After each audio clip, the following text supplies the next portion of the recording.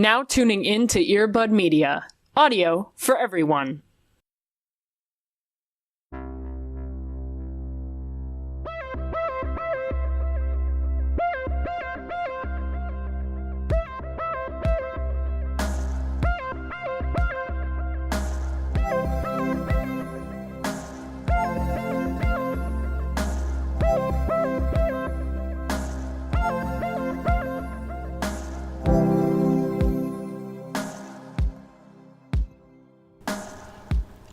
I wish that I had the superpower where I could just like magically pull up video clips, because now I just want to do the Why You Always Lying one like to Audacity. I want to play that always to Audacity. Just like, why are you the fuck you lying? Oh my god. Well, it wouldn't be Into the Twilight if we didn't start the podcast off with a Vine reference, would it? Oh, hey. Hi. Hi, how's it going? Oh my god, I hate you so much. Welcome to Cribs. Good morning, everyone. Good morning. Cody, how are you? I am grand. How are you? Oh, damn. Yeah, wow. Try to expand my vocabulary a little bit. I mean, try to be regal up in this shit. Apparently, I'm not as good as that. So, no, I'm great. It has been hot as fuck. Yeah. On this side of the country, and I'm doing amazing. I'm loving it. That's really great. Alternatively, it's also been hot, but we've also had a lot of just literal monsoons and rain pour. And also, I keep forgetting to check the weather, so I forget to bring my umbrella anywhere I go because I hate myself.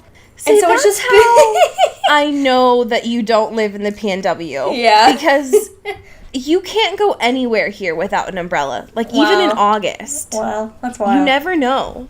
So it's basically been a lot of me being trapped inside of my store and just watching the rain look like it's going sideways. It's been a mess and a half. Sometimes I think that Chicago isn't real. Oh, it's definitely not. It's definitely a figment of our imaginations. Okay.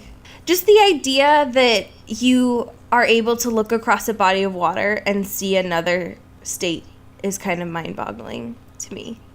I mean, have you been to New York? You don't understand. I have not. Wait, what the fuck am I saying? Because I can definitely do that from here. Okay, no, you know what?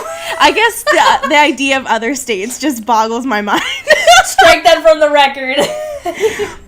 You know what? Fuck everybody. I can say whatever I want this week.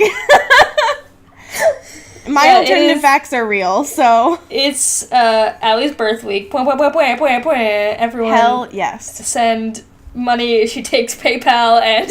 I do accept PayPal. I am also accepting donations to the ACLU in my name. Thank you.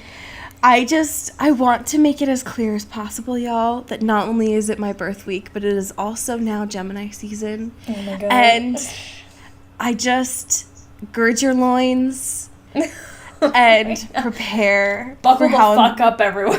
Because it's going to be because we're not going to survive this. My only concern with this, and as a Gemini, I defend them for everything, no matter what.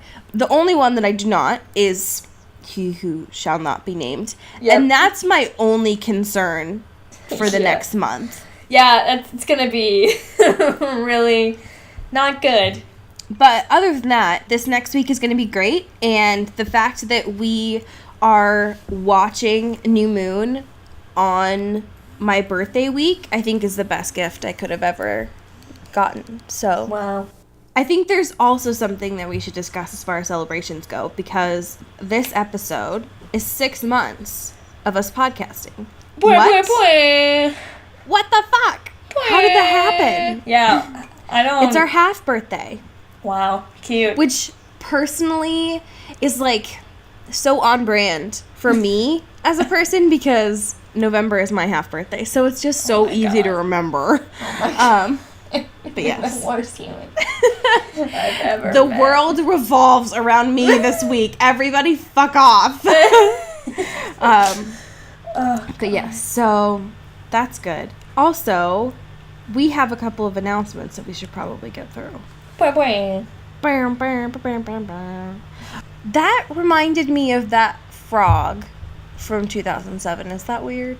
Remember sorry. that one? What? The ringtone one? Oh, Crazy Frog? Well, yeah, that one.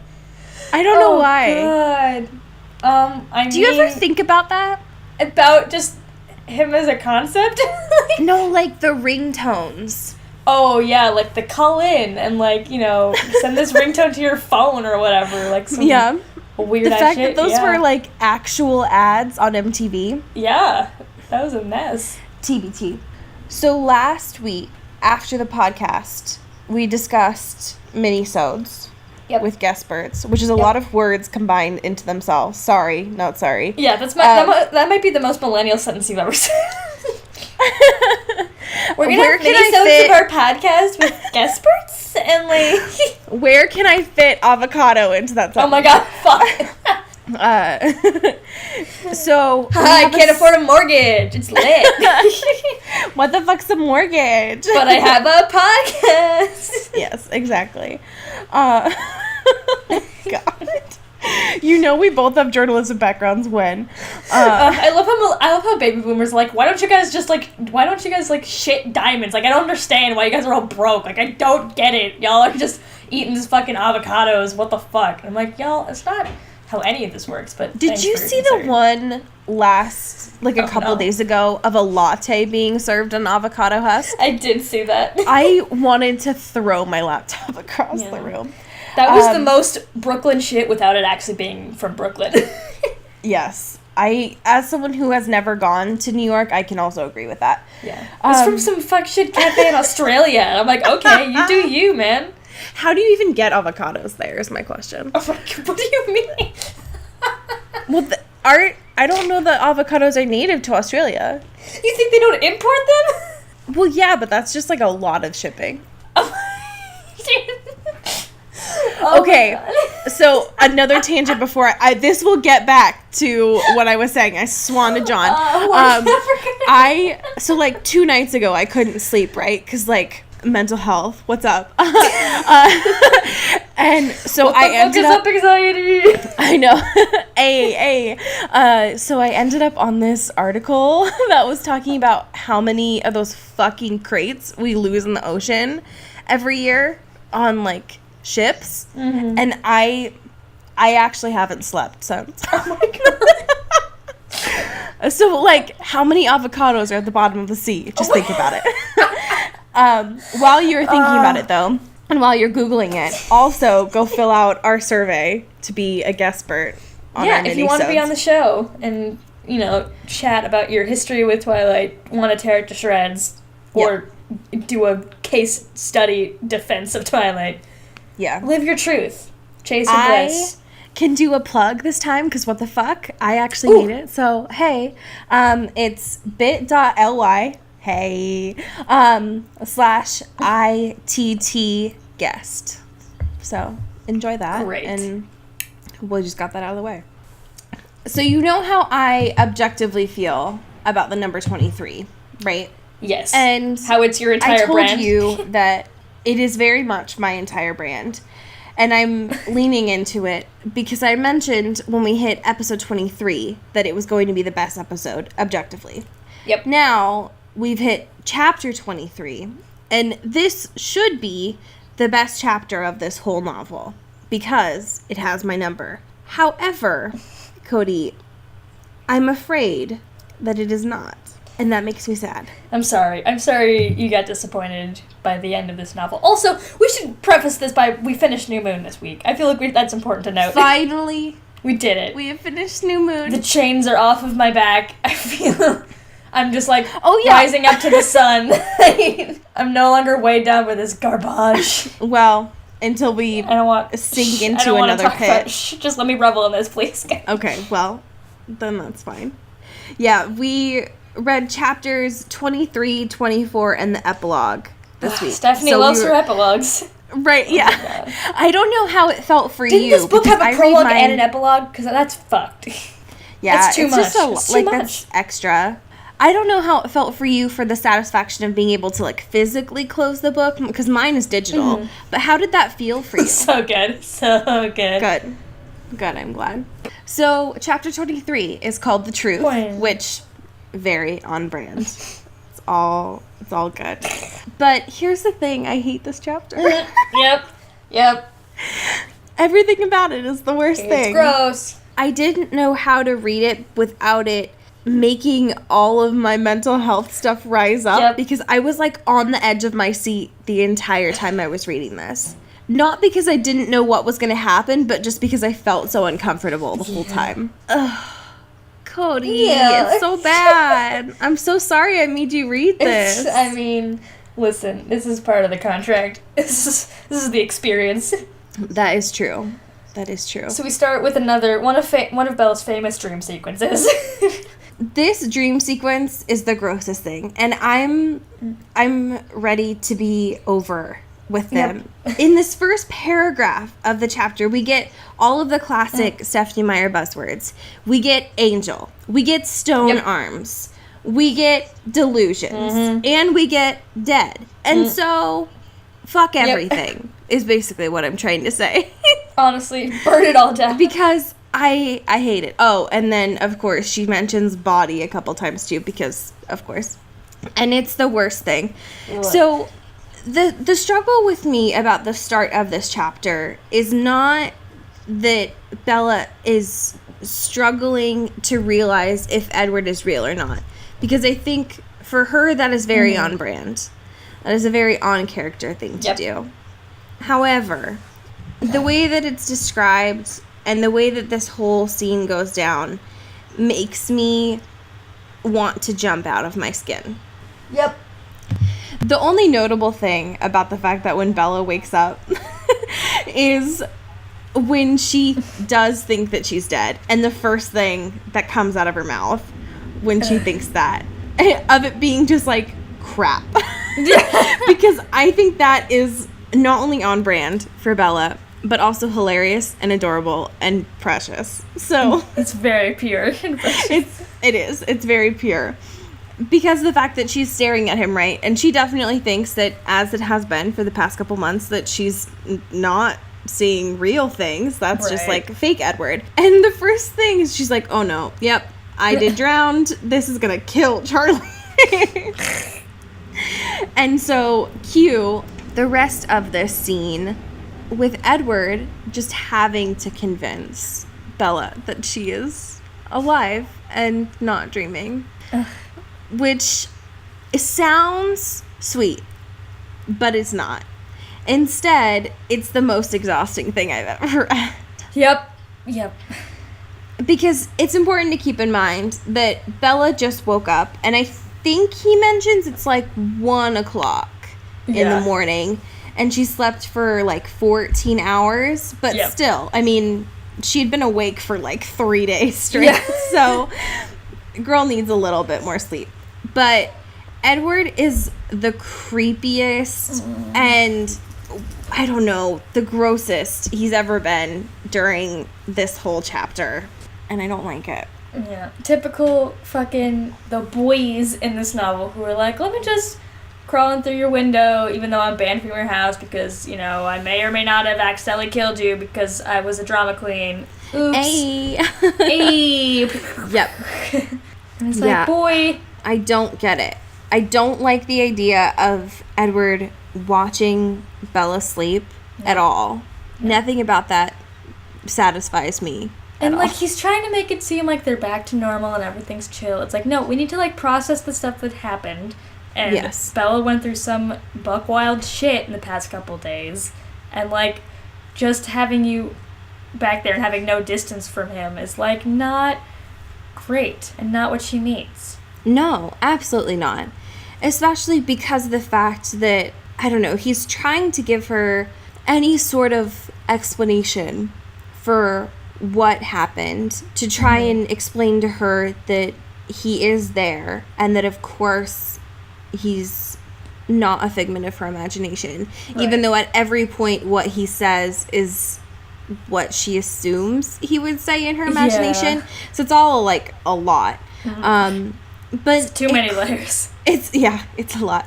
But it very quickly turns into this deep conversation about life and death and mortality. Very on brand for the two of them, of course. Yeah. Even though she just woke up. So she's trying to figure out, where he was. That's a lot to unpack, especially for someone that just woke up and they're just basically reuniting as well. And so we have to find out what Edward's been up to this whole time, which is wild. He's basically been, geocaching, right? Oh my god. Right? Like, I think that's what it is. He's geocaching for bad boys. Right, yeah. Yep.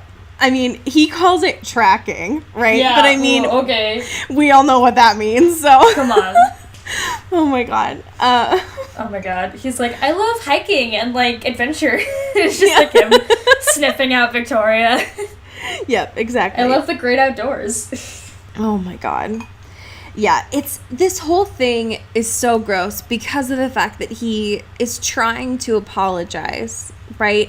Mm-hmm. And on the one hand, finally. But also, this is not the time, Edward. Not at all. Just let her sleep. Just let her be like, hey, you woke up. That's cool. Just go back to sleep. That's fine. Yeah. And of course, the conversation has to go back to talking about the breakup, right? And I wanted to die. And I get it. This is a conversation that they should be having, not right now. No. It's like, hey man, we ended up on really bad terms, and we should probably discuss that and probably figure out why that happened and blah blah blah blah blah blah blah. Right. But not the second you wake up after being in a really high stakes situation for 3 days and almost dying and almost seeing all your friends in danger and all that stuff. Maybe not the best time to talk about your emo relationship. No, of course not. Of course not. And he's trying to explain that he did it because he loves her. Which, y'all, don't know. Fellas. Just don't trust that.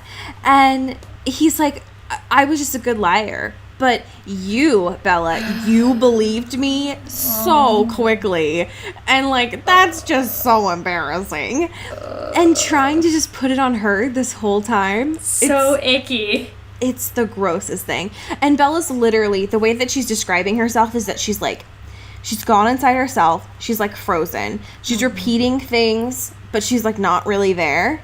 Because the fact that, one, she didn't even say his name for most of this time. She doesn't want to think about this, but here we are without just opening up all the fresh wounds and also doing it a plot twist of being oh, well, I was lying, obviously. How could you even believe that? Yeah. And that's the thing, too, is he's like, but how could you believe me? Me, the person that I've told you to trust, but not trust, but also trust.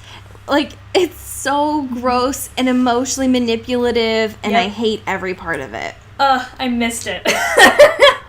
It's been a long time. We're back, worst. Baby. We're back. I know, that's true. We are back. It's also I feel like we haven't talked about this a lot because we also haven't been with Edward for a very long time. But the fact that, again, Bella doesn't value her life the same as Edward's and is always questioning why he would even want to be with her, let alone that. So, of course, if he leaves, she's gonna be well, obviously, I'm not worth shit. Of course he leaves. He's, this perfect human being, and I'm just this whatever. Boring human that whatever. And, of course, that's what she would think, especially when you play it off like that. She's gonna be it's not great for her psyche to be well, why would you even believe that? I don't understand. And that's the thing, I guess, that annoys me about this whole situation, too, is Edward should know how to apologize to someone, and yet here he is, he's using a lot of I statements, but very much in a way of, he's making it all about himself, and not about the way that his actions had an impact on her. Yep. He'll even say that he owes her an apology, more than that. But then he goes on to say, but you have to know. And it's no. She doesn't need to know anything. No. And he always pulls the shit was like, well, it was hard on me, too. It's like, yeah, okay, but, like, that has nothing to do with any of this and how you, like, manipulated her and, like, sent her in, like, a spiral, basically. Right. And are now just being like, well, I didn't expect anything bad to happen, and I feel like you wouldn't have believed it anyway. Like, that's on you that you did, you gullible bitch. God. It's the worst. He's trying to justify him leaving and staying away on Victoria. Mm-hmm. He was just like, well, if I'd have known that she was still here, of course I wouldn't have been gone that long. It's like, girl.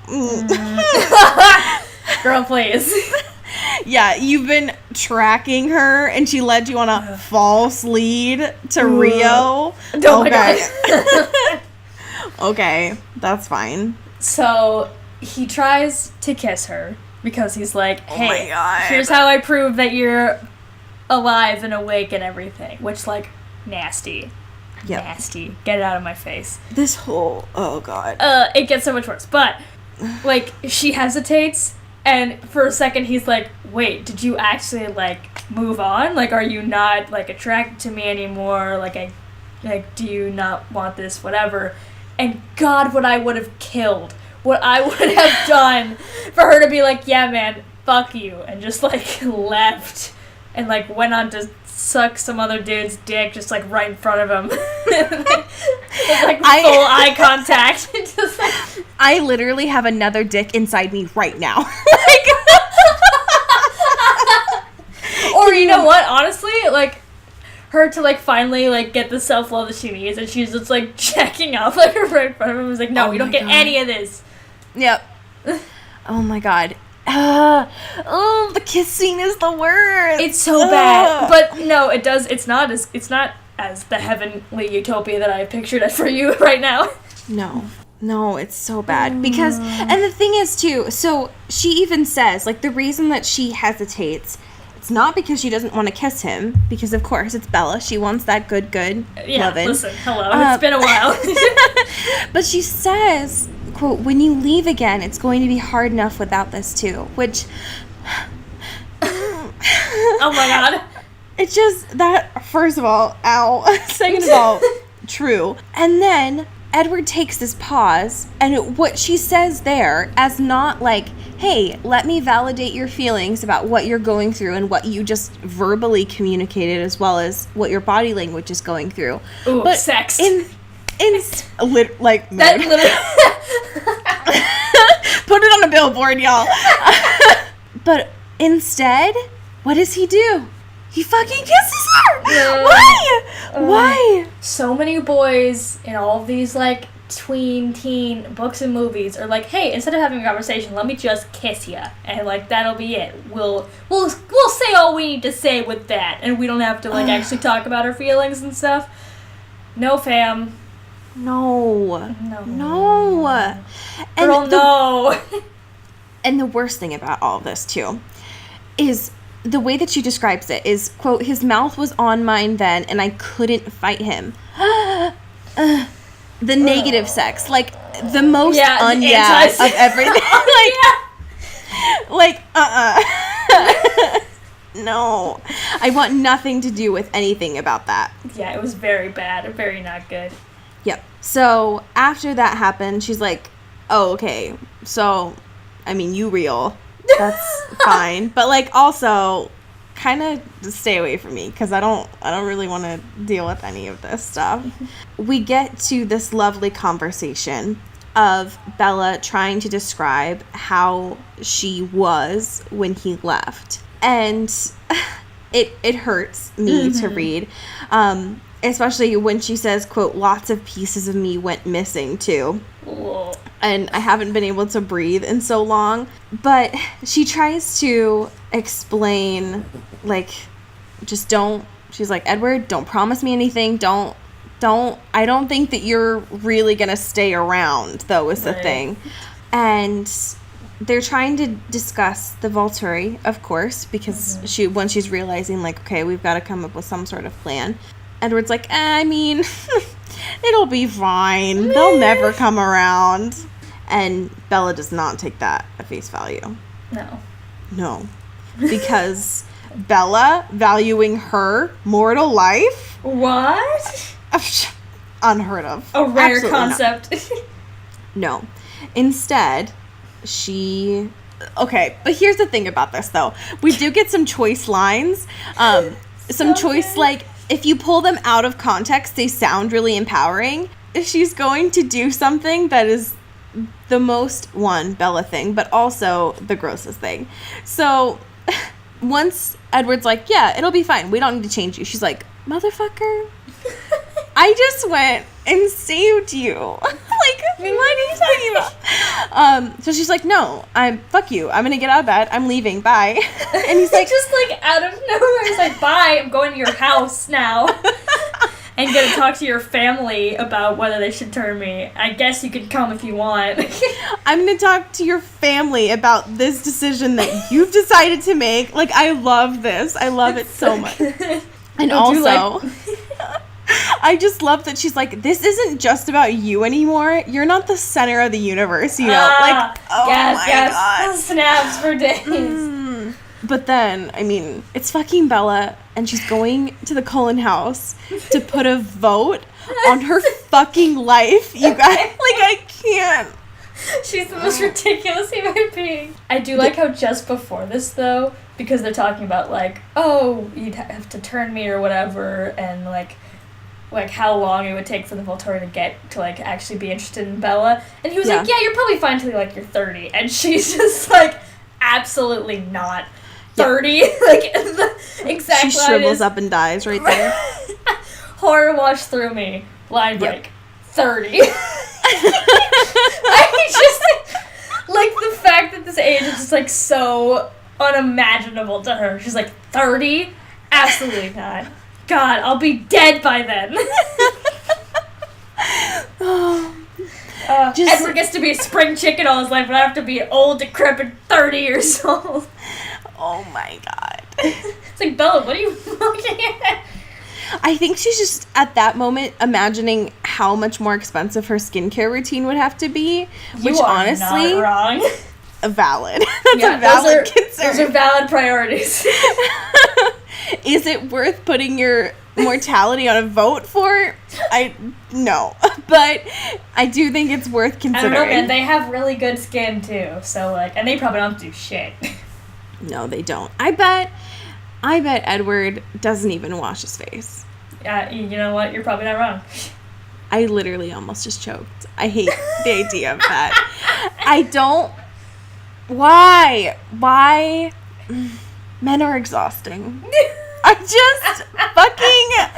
Who doesn't wash their face? I don't get it. I hate this. Okay, anyway. Chapter 24. Vote. So, if Bella, you couldn't guess what was happening in this chapter. Yeah, okay.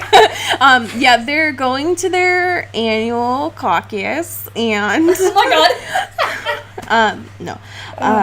So here's the thing. Bella's the polls, everyone. Yeah, so they're heading to the Cullen house, right? Bella's just like, bye, tries to jump out the window. Edward's like, excuse me. And of course, she wants to drive, right? And Edward's like, hey, it's 2:00 in the morning? You want to rev up the thing with Charlie downstairs? Absolutely not. So instead, of course, she rides him to the house. Fucking, oh my God. What an image. The one thing, though, that I thought was interesting about this is that Stephanie, of all people, who loves to linger, did not linger on the fact that Bella's going back to the Cullen house for the first time in months. Yeah, that's something very important. Yeah.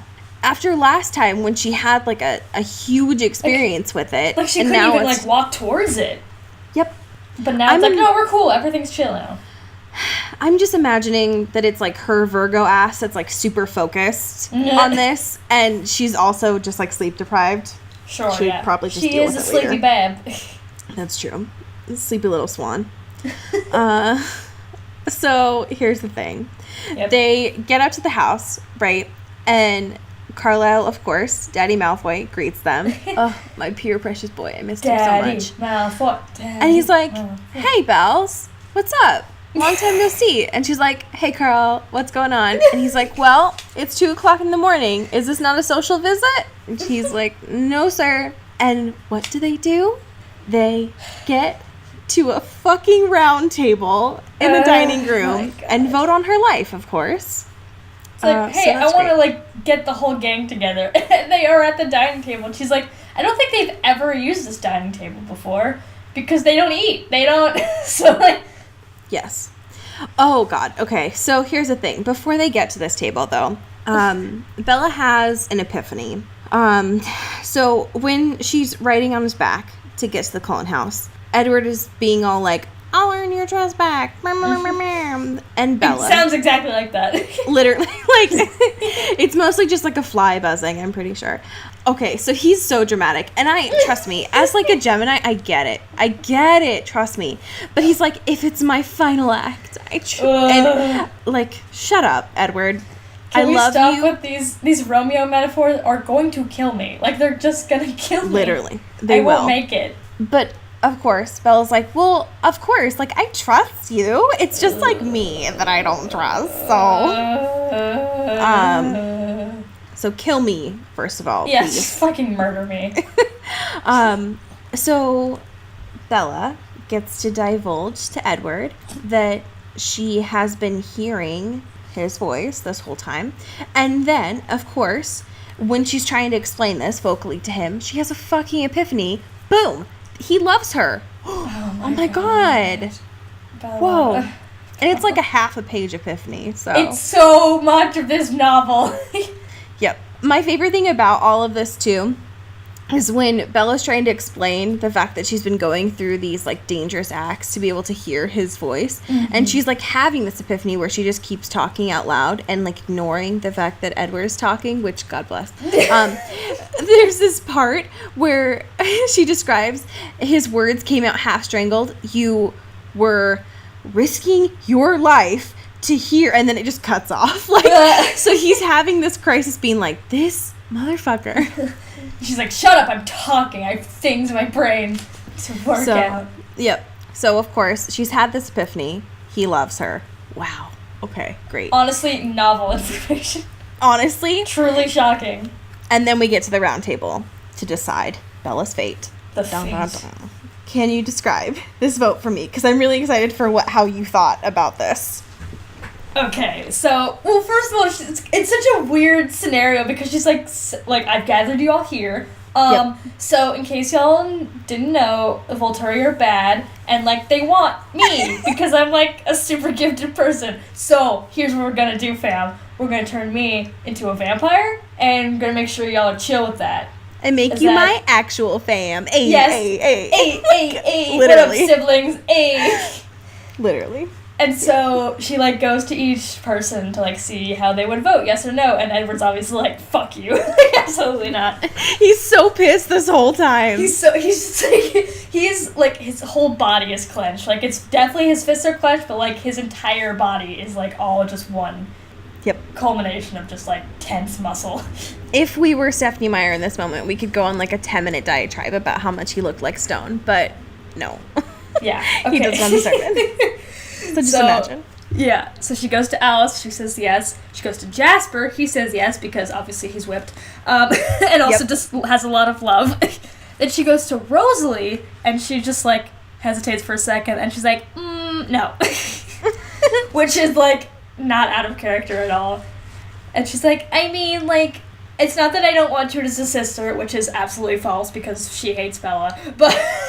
Oh my god. It's like, of course, you can't even... Whatever. But then she's like, this is, like, not something that I would have wanted. Like, it's not something I would have actively chosen, and I wish there was someone that would have, like, voted no if I had this choice or whatever. So, There's that. A little more redeeming Rosalie backstory there. I'm excited for you to learn more about Rosalie's backstory. Yeah.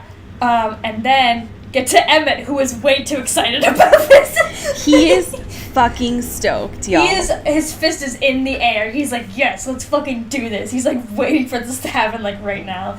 Yep. And then he's like, yeah, I want to fuck with some Volturi shit. I'll fucking fight him. Let's do it. Yes. Yep. And then she goes to Esme, and she's like, of course, you're already my daughter, my sweet, sweet child baby. I love you. I'm crying. Yeah. And Allie turns into a literal tear. I literally am sobbing on my Kindle. Like, just like it starts like fritzing because of the water. It's like, God. I electrocute and I become a vampire. Like, is that my how origin it works? story. Spoilers. Oh my God. And then she goes to Carlisle, and then Carlisle looks at Edward, and Edward's like, fuck you, again. And then Carlisle's like, well, tough shit, I think this is fine. Right. And then Edward has a hissy fit and leaves the room. Yep. He has an actual tantrum. He storms out of the room. He like breaks things. Yeah. There's an actual tantrum that Edward throws. What a baby. Honestly, an actual man-child. Like, it's ridiculous. Notable things about this, Emmett, of course, but also, so the way that I'm curious to see how you feel about Rosalie's moment here once you see it in the movie, because it's played really well, and it adds a lot more redeeming qualities to her. Oh, absolutely. So it should be very interesting for that. They decide, of course, that Carlisle's gonna do it. While Edward's just like moaning and screaming in the other room, like as they're making these plans. And Bella's like, oh shit, well if I become like a vampire, what about Charlie? And like Renee? Oh shit, and Jacob, oh god. I fucked up. Because she's like ready for this to happen like right now. Like, I cannot explain the how... The second she has enough votes, she's just like, already her neck is like on the table. It's like, we just fucking go, man. Let's do it. Yep, literally. Carlisle's like, well, I mean, practically, this would probably not be the best. So they decide after graduation it's probably the safest thing to do. Yeah. Especially because at this point it's almost dawn. So, like, Charlie's definitely going to be concerned.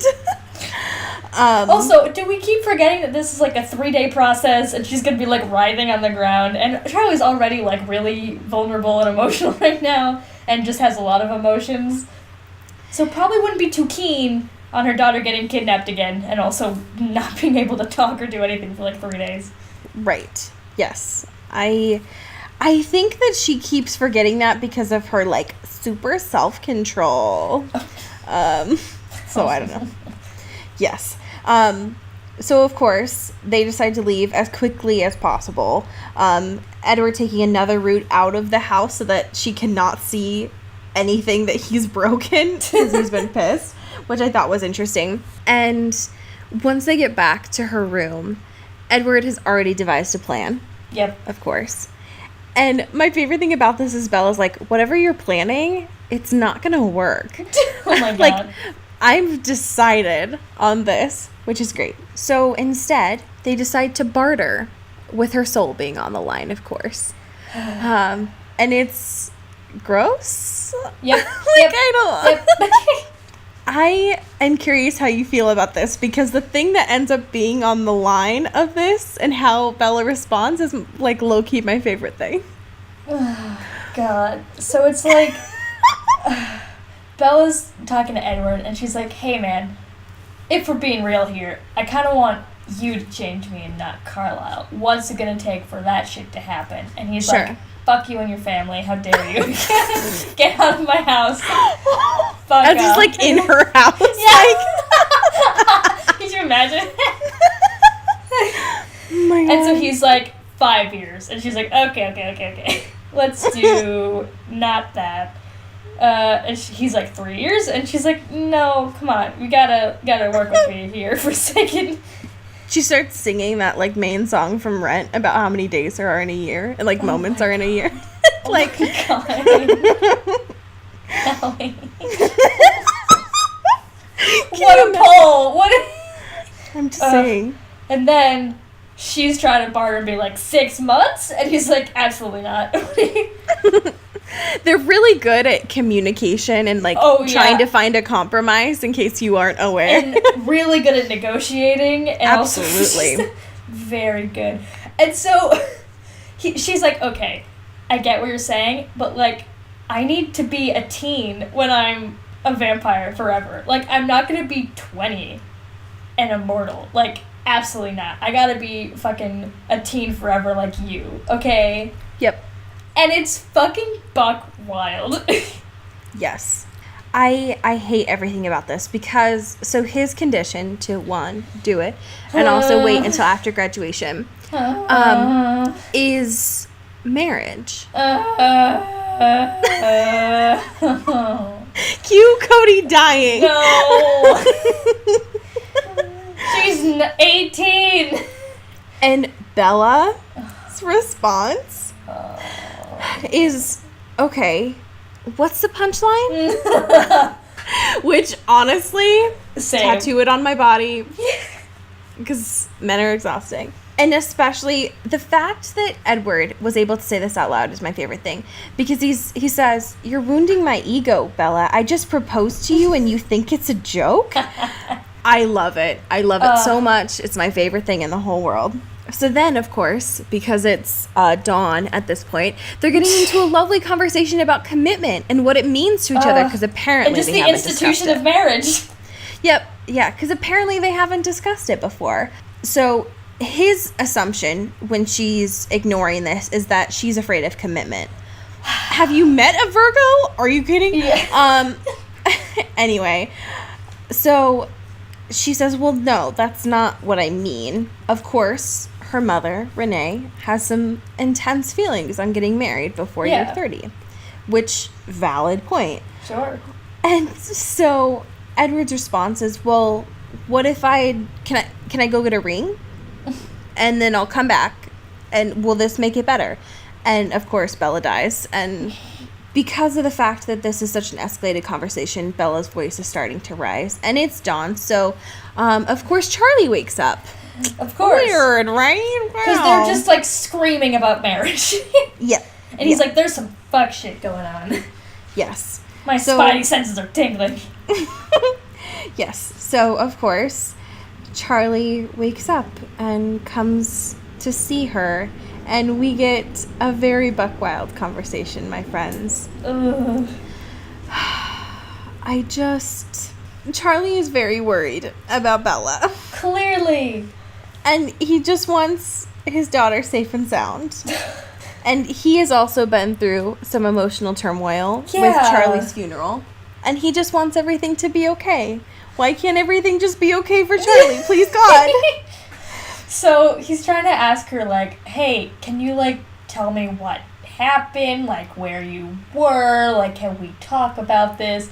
And, like, Bella didn't plan anything.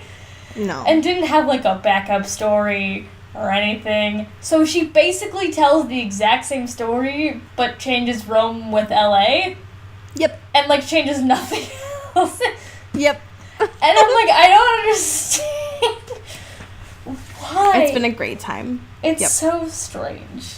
And then Charlie is reasonably upset because he's like, well, were you trying to, like, kill yourself and jump off of a cliff? Like, you know, casual conversation in the morning. Right, yeah, that's what you want Yeah. when you first wake up, to talk to your daughter about really chill conversations. Yep. And she's like, no, obviously, duh. I was just like, you know, jumping off cliffs like you do in the push, obviously. I was just being a teen, Dad. I'm just Don't being you a know? relatable hip teen. Can't you see I'm wearing my Dare shirt right now, Dad? Obviously. Okay, but here's the thing. Charlie is now anti-Edward. Yes. He still loves Vehemently. Carlisle. Yeah, of course, obviously. That has never changed. Yeah. However, he hates Edward. Yeah. I hate your shithead son. He is barking and is very pissed about Edward. Yep. And does not want anything to do with him around these premises, around his daughter, around his life, in his town, anything. Nothing. And, like, understandably. Absolutely. You know, there's a precedent and it makes sense. And then Bella tries to do this shit where it's like, oh, well, if you don't like him around and you don't like him, I'll move out. Yep. And I'm like, homie, what? First of all, you don't have a goddamn penny to your name because you spent it all on your goddamn bike. Yeah, you're in the red, my dude. Yeah, how's the fucking Mike Newton's shop helping you, huh? Oh, fuck Mike Newton. Oh my god. And, like, why would you... It's not that deep. Like... Can you imagine being able to throw an ultimatum at your parents? Yeah, like what kind of fucking... Who I are would you? have died. Like, I don't think Charlie raised you to be like this, actually. So... No, absolutely not. Yeah, the fact that she's like... But keep in mind, Dad, Edward and I are sort of a package deal. Like, fuck off. Oh my god, the worst. Get out of here. Oh, God. He just wants to make sure you're safe. Like, what the fuck? Yeah. Damn. Charlie Swan Defense Squad. 2K forever. God. 2K forever. Oh, okay. We forgot to mention, during this whole fucking conversation, Edward's in the closet. Yeah. Yeah, it does make it a little better to know that he's just, like, chilling out. Yeah. So that's And, important. like, he's a vampire. He can go anywhere he wants really quickly, and it wouldn't matter. But, like, the fact that he's just, like, sitting in the closet. Like, what was he doing? Why would you need it? What was he doing? Was he, like, folding her clothes? Oh, my God. Imagine. Like, organizing them by color? I don't know. There's so many things. I have so many questions. Anyway, so Charlie leaves, I don't know, to shout, do his I don't know, whatever. And we get a lovely conversation with these two about how they're going to proceed from now on. Especially this amazing quote from Edward being like, so eager for eternal damnation. I hate it so much. And can you please tell the folks how the technical story ends? Okay. Because it's the grodiest. So, Bella's like, okay, you don't really think that you're, like, a demon, like, sent from hell or whatever. Like, you have hope, and you're not, like, Broody McBrutus all the time. And he's like, I don't know. McBrutus?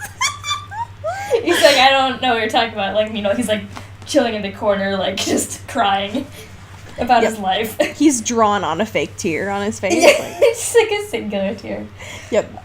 And so she's like, well, if you really believe that, like, you lost your soul and, like, there's no hope for you or whatever, you wouldn't have thought that you were dead. Like, you know, you would have known that, like, when I was there, that we were alive and it was chill and everything was fine. But, like, you didn't. You were like, wow, Carla was right. This is hell or whatever. Yep. And so she's like, there's hope and we can just, like, hope, right? And it's gonna be fine, right? Yep. And it's just, like, gross. And it's, like, Yep. Yeah, the way that the technical book ends, chapter 24 ends with him saying forever, and she says, that's all I'm asking for. And then it ends. So kill me, please, God. And then we get to the epilogue, which is titled Treaty. Steph. Stephanie. Because, hey, if you forgot about Jacob Black, he's back. He's here. How do I weave him back into the story? Here's the thing about Jacob. And I know I make a lot of excuses for him. I love Jacob Black. He's a piece of shit. I think the reason I make so many excuses for him is because I have the biggest crush on Taylor Lautner. And I forgot that. Allie, how did this just come to you? We've been doing this for so long. Okay, well, here's the thing. So I've been doing a on lot of this book for months. I know. Trust me. I curate our blog. I'm aware of how long we've been doing this. I've been doing a lot of behind the scenes stuff to prep for the New Moon movie, and I've been watching a lot of stuff about Taylor Lautner, and I was like, oh my God, I forgot how much of a crush I have on you. And I was like, damn, when did this start? And I was like, was it Cheaper by the Dozen? No. It was Shark Boy and Lava Girl. So Obviously. It's been a long time. Obviously. I've been in for the long haul, apparently. Yep. So I need to remember to, like, not, especially for Eclipse, he does not get to get away with shit. So anyway, the epilogue starts. Everything apparently seems to be back to normal. It's application time, because it's all of her college prospects are in the toilet, just like... Yep, because she's completely forgot about all of that. Oh, she's like, I have to, like, do work, and she hasn't been to school in, like, a calendar year at this point. It's been a really long time. She mentions so much how much she misses Jake. She's been trying to call. He doesn't give a fuck. Yep.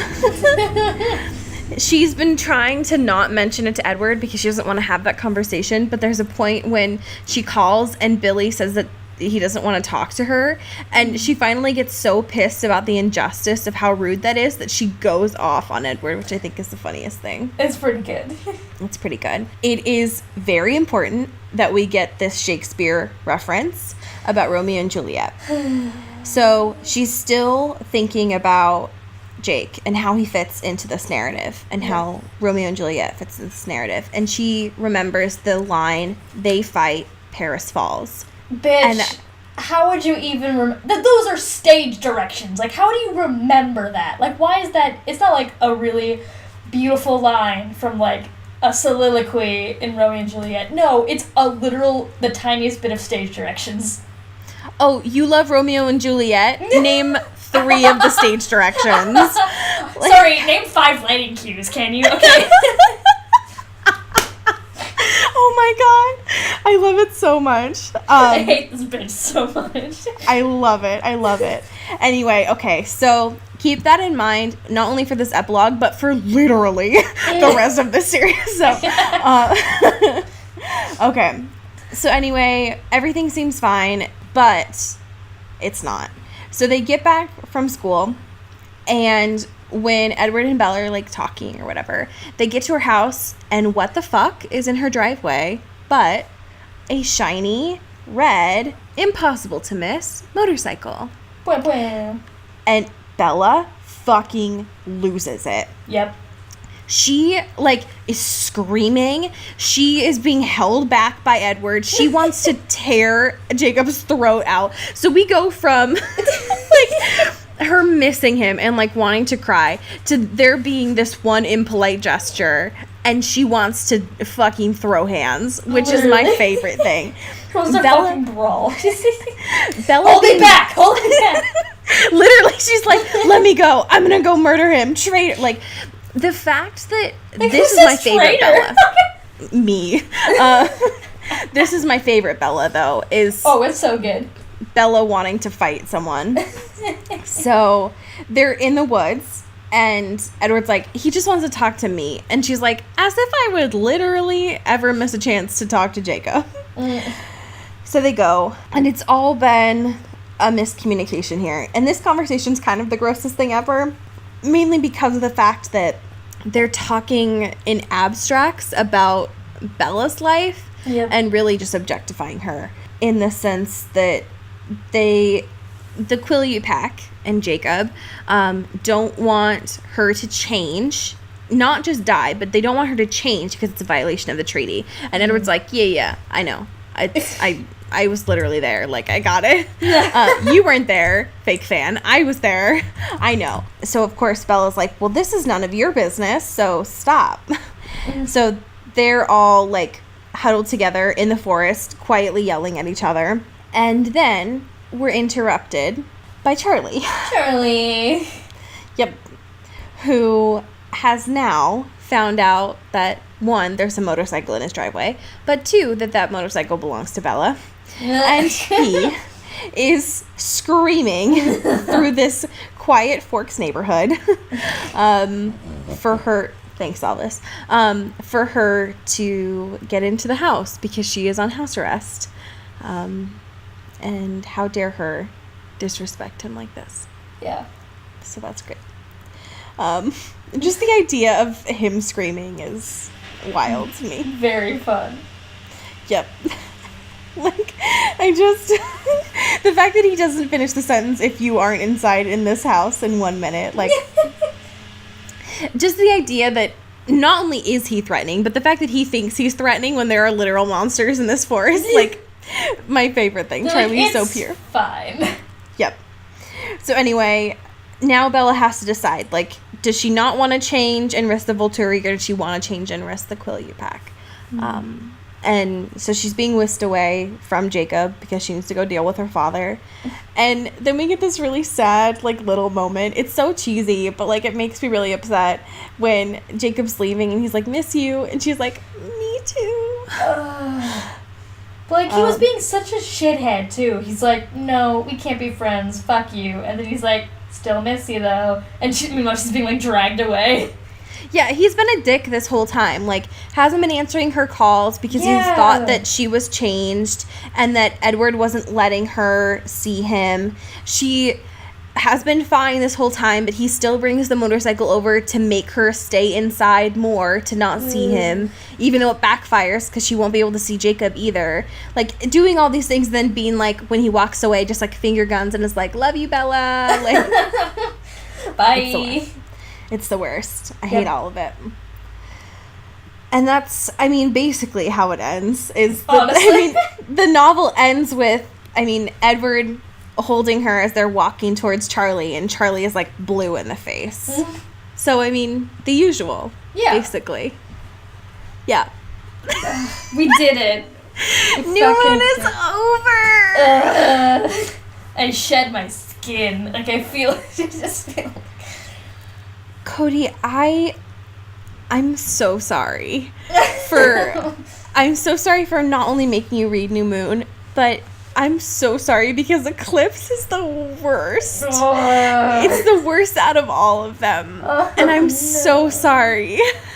I know, I'm sorry. But until then, we actually get to watch a movie. Ooh, so if you want to join us, you can find this movie wherever you best will find it. Yep. And we'll be doing a fun little live tweet sesh on our Twitter with the hashtag GetBitNewMoon. Can you give us a date and a time for that, my man? Yes, it is going to be Thursday, May 25th at 9 p.m. Eastern. I'm so excited. I love this movie. I love this movie so much. So I'm really excited. Pumped. Okay, Cody. Right. Yeah. I'm so sorry for what I'm about to read to you. I need to get an apology out of the way. Oh, wow, that's how you know it's bad. When I was finding these a couple days ago to try and prep, when I found this one, I literally threw my iPad across the room. Like, it's really bad. Okay, so I'm not giving you a choice this week. The fan fiction for this week is titled New Moon Poem, and it was written by Twilight equals Love. The description is a poem depicting New Moon, sequel to a Twilight poem. Bella's feelings on New Moon. And this was published on September 13th, 2008, which is Bella's birthday, by the way. I'm just going to read an excerpt from it. It's a little bit longer than usual, but hang in with me because I'm sorry, but it's, I gotta do the damn thing. Okay, are you ready? New Moon Poem. I gotta keep my shit together. This is so bad. Okay. The darkest part of night is near, clouds rolling overhead. The once bright light that led us here, just waiting to go dead. The love like light, now broken bonds are tearing at my heart. For my one true love has left me now, breaking us apart. The doubt that grew within me was always about myself, a lifetime of insecurities just waking to break out. He said he didn't love me, he said he didn't care, and as I slumped to the forest floor, I simply couldn't bear. Slipping into darkness seemed the easiest way. For my own foolishness, I would have to pay. Would he ever love me? A question that made no sense. I was just a pathetic human. How could I be so dense? I wanted my life back, but only he made it complete. So I lay there watching it slip away with my defeat. But then a guiding light appeared, a friend against all odds. He brought me back to life again, telling stories of his gods. He was a friend in times of darkness, a brother when I was sad. But as these things go, they had to end so bad. He wanted more than friendship, a fate I could not share, and although I knew I loved him, it was only one of care. Jacob was my home dog and taught me many things. Motorcycles and cliff diving were just part of many flings. End scene. I don't think we can be friends anymore after you reading me that. I think that's where this ends. I think Jacob was my home dog. This thing is a fucking epic poem, though. It's like very long. Oh no. Just like imagine like Bella performing like slam poetry or like Oh my god. or even worse like rapping this. Rapping it though is the thing. Oh my god. The fact 2008, what a relic. Honestly, 2008 was for the culture. Honestly, I had just recently gotten braces off. Like, that was a dark time. Oh my god. Oh god. Wow. Okay. This is an Earbud Media production. You can follow us on Twitter at Earbud Media. If you want to pitch a show to the network, you can do so at bit.ly/earbudpitch. And why don't you try listening to one of the other Earbud Media productions like Femme as Fuck or Strange Little People, all of which you can find on our Twitter at Earbud Media. You can follow this show on Twitter at Into the Twilight and pretty much anywhere that you follow things on social media. If you want to help support the show, we have a Patreon, patreon.com/IntoTheTwilight, where you can donate as little as $1 a month and you can get access to all sorts of cool bonus content, letters from us, our undying love and gratitude. You know the gist. We would also appreciate it if you rated and reviewed us on Apple Podcasts, as well as if you have a little extra time filling out a quick little survey at bit.ly/IntoTheSurvey. Our artwork is done by Maddie Padilla, who you can find at YourGhostHost44 on Instagram, and our music is done by Eli Krause, who you can find at KrauseFilms.com. You can find Ali on the internet at 23ofme, and you can find me at Cody Captures. As we say in Forks. Get it, y'all.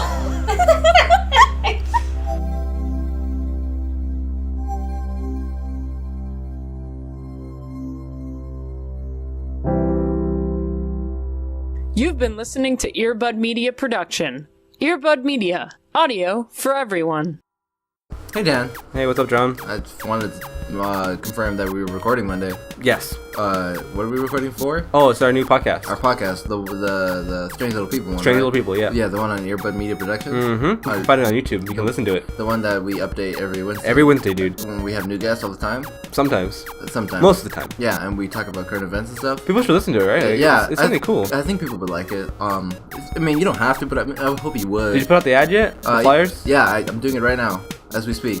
No, you're sitting down. You're not... No, this is happening right now, as we speak. John, why did my hand just go through you? Oh my god. John. We'll talk about it next week.